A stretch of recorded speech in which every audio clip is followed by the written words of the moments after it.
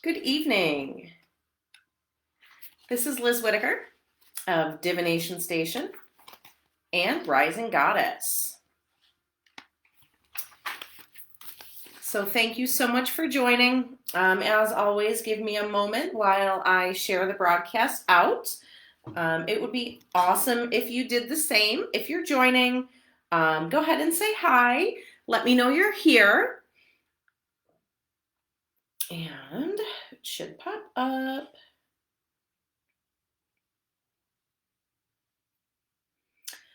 So today, we're going to be talking about Sage and Adventurine and the beginning of Aquarius season.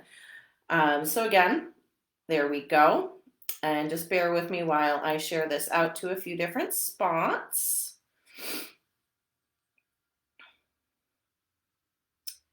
And again, as you are popping in, Tori, hi. And again, I'm sharing it just a few different spots, so bear with me.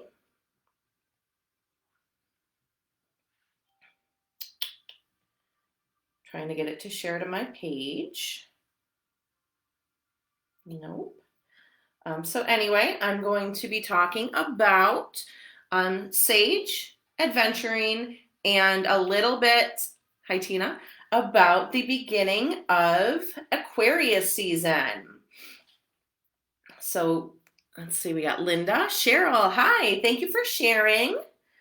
Again, trying to get this out. I have also been posting the lives on my YouTube channel.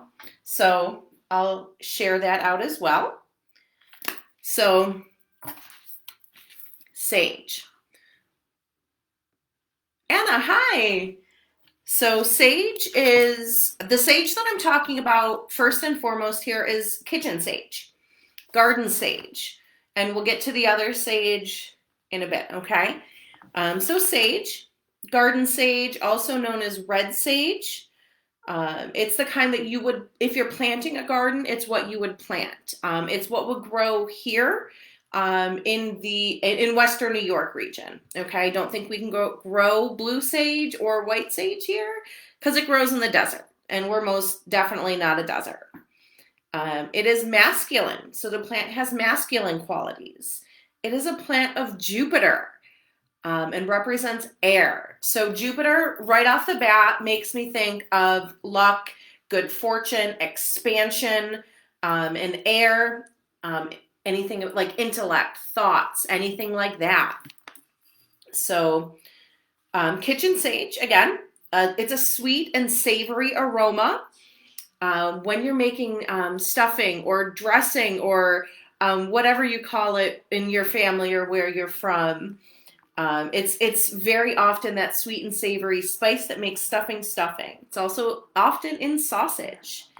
It was used in the Middle Ages to season meat. So we very often, at least, here associate it with savory, meaty dishes.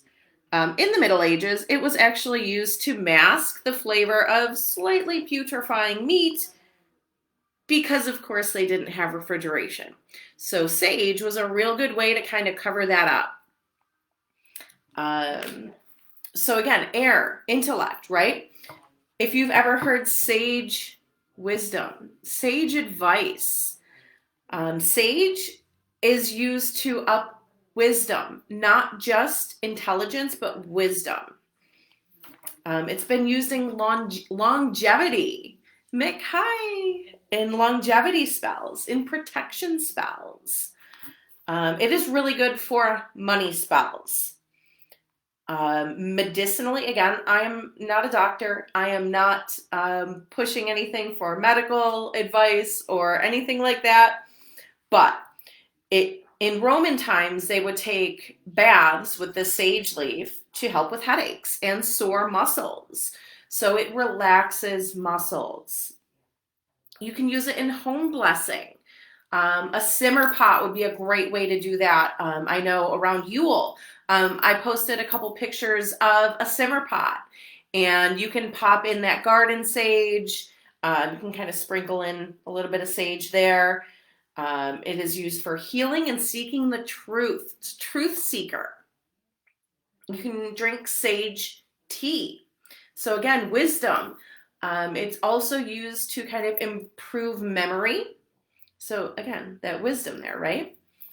Again, the different kinds of sage. So garden sage or kitchen sage is what I'm talking about here.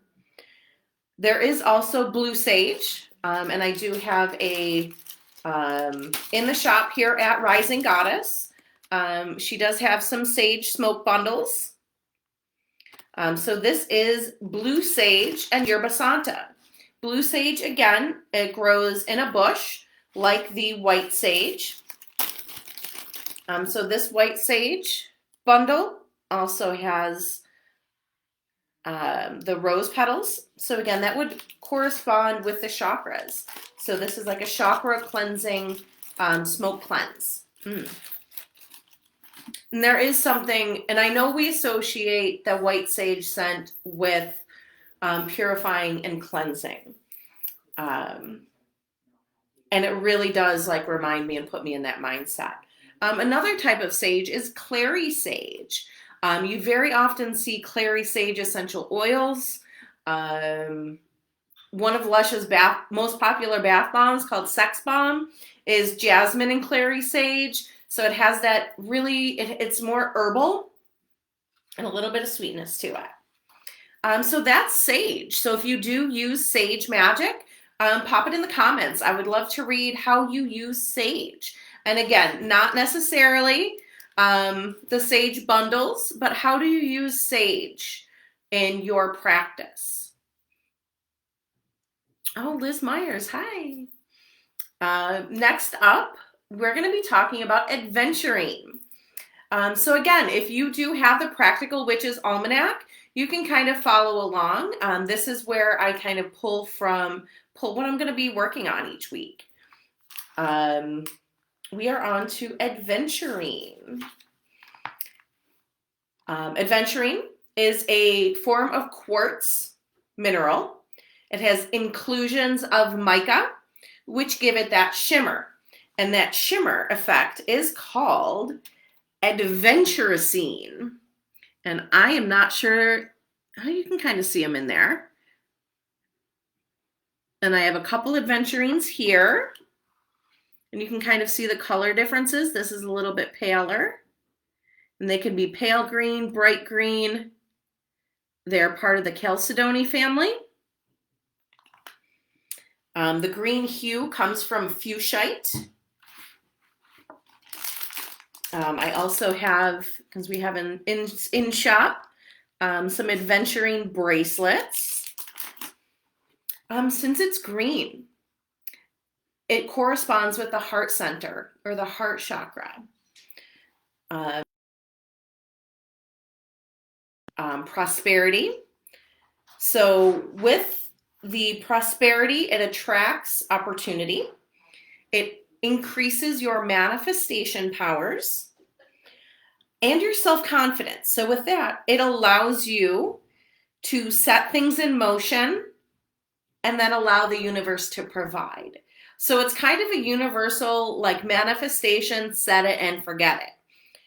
Gives you that confidence to not have to check on it all the time. Like you're checking your soup every 2 minutes and it's never actually gonna boil. Watch pot doesn't boil. Anyway, so with Adventurine, and it's green, right? So green we associate with money, at least here in Western cultures. So that's a form of sympathetic magic. If I use something green, it will bring me money.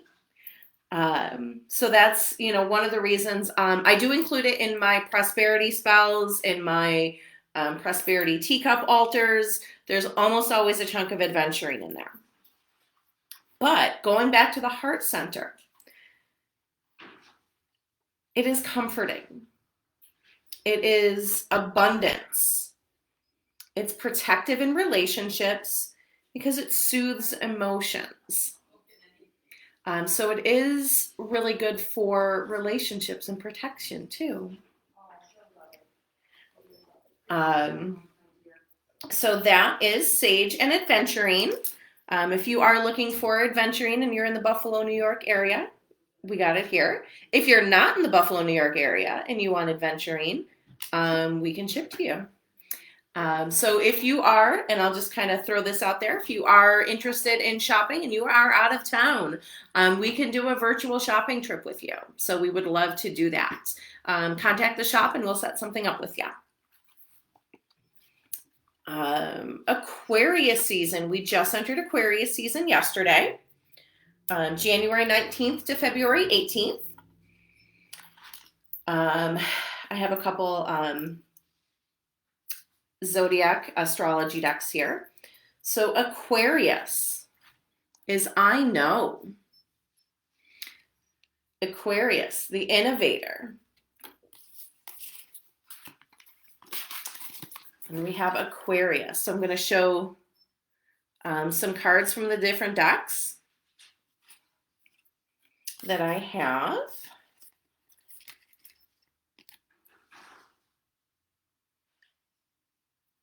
I know.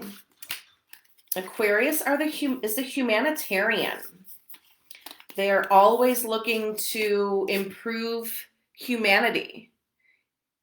They don't like individuals, but they love the group, right? If you know an Aquarius, you know what I'm talking about. They care very, very deeply for the group, but as far as individuals, maybe not. Humanitarian, revolutionary, eccentric. It is an air sign. So any of the air signs or the air elements. Communication. So they will very often be very good at communicating what and when they want. It is a fixed sign. So it is fixed. What that means is they are steady in their goals. Okay, when an Aquarius decides something, they're going to do it. So they're fixed. It is in the 11th house, the house of friendship, of eccentricity, of future technology, and of social alliances. The 11th house, again, group creativity, community, startups, common goals.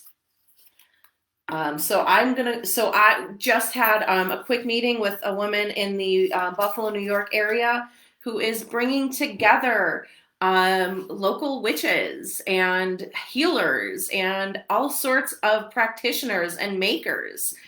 And we just had this meeting today in Aquarius season, bringing together the group. It is, the planet correspondence is Uranus. And the Uranus has that the fool energy, not that fool energy. The fool energy, genius. So again, Uranus is the planet of revolution, breakthroughs, brainstorming, innovation. Uranus is really who helps usher in new ideas. And what a freaking great day for that, right? January 20th, 2021, ushering in new ideas for the collective. Love it. So we are, again, entering Aquarius season. So I'm really looking forward to some... Sorry. Are you? Yes, Tina. So if you are an Aquarius or you know an Aquarius, their birthday's coming up. And one of the birthstones, amethyst. So a little tidbit about amethyst. It is known as a stone to cure drunkenness. Carrying amethyst encourages a sober mind Clear thoughts. Dionysus was enamored by Amethyst. Amethyst didn't want any part of him. She went to Diana for help. She was turned into a clear stone, a clear crystal stone. And Dionysus was, of course, dramatic and cried about it and spilled his wine on this newly formed clear stone. And it turned into an amethyst, the purple stone that we know and love today. So that's your little story about amethyst. That is, and I do have Aquarius empowerment bags. So these are my Zodiac empowerment bags. I do have them for sale in my Etsy shop. So it does include crystals, candle, card, and for the Decan, which is your little slice of the Aquarius pie if you're Aquarius. And I will also include a ritual to help you harness the power of Aquarius. So if you're interested, let me know. I just want to show a couple cool little pretties that we got here while I have you on the line. This is a pink tourmaline tower. And here we have, what kind of quartz?